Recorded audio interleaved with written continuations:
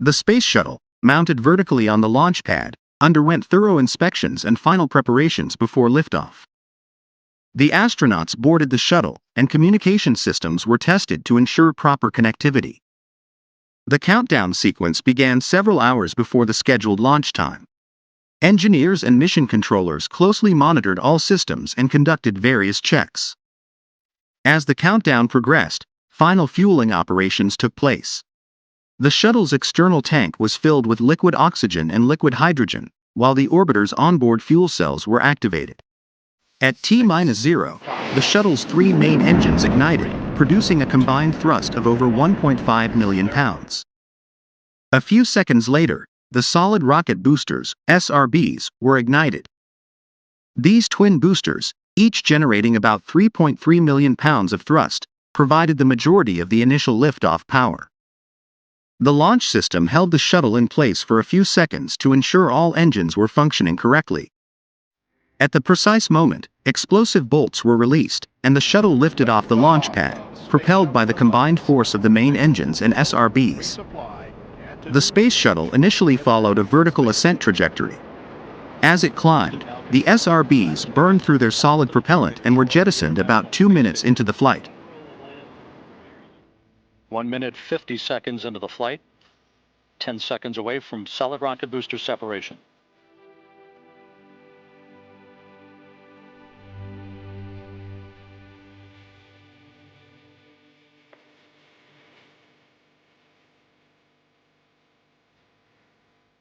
Booster officer confirms staging a good solid rocket booster separation. Guidance now converging. Atlanta steering into the center lane of Highway 129 en route to the International Space Station. 2 minutes 20 seconds into the flight, 34 miles in altitude, 48 miles downrange. Atlanta's traveling 3,200 miles an hour.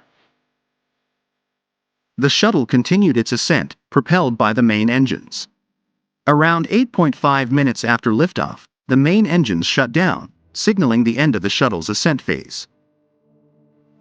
8 minutes 10 seconds into the flight.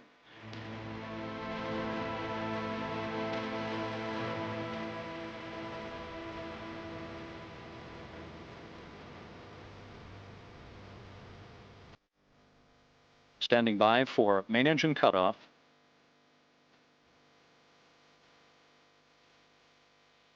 Main engine cutoff confirmed by the booster officer. Standing by for external tank separation.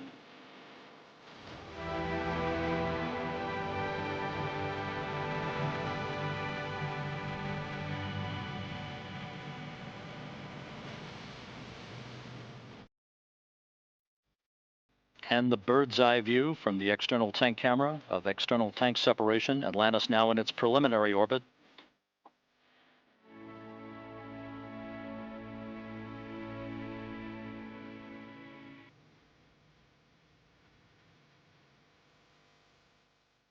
At this point, the orbiter reached a preliminary orbit around the Earth. After reaching orbit, the shuttle orbiter maneuvered to align itself with the desired orbit and prepared for various activities, such as deploying satellites, conducting experiments, or rendezvousing with the International Space Station, ISS. The shuttle typically remained in orbit for several days to complete its mission objectives. Once the mission was complete, the shuttle began its journey back to Earth. Landing gear will be locked down in its place at 300 feet altitude.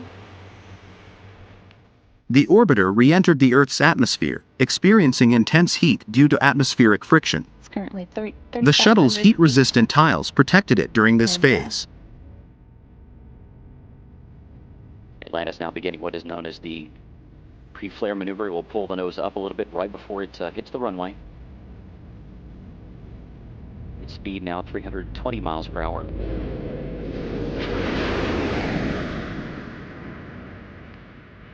The gear is down and locked. As the shuttle descended, it transitioned from a spacecraft to a glider.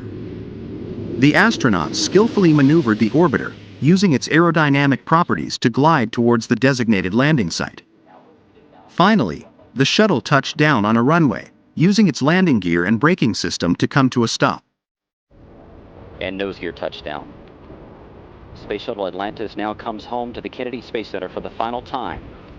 25 years, 32 flights, and more than 120 million miles traveled.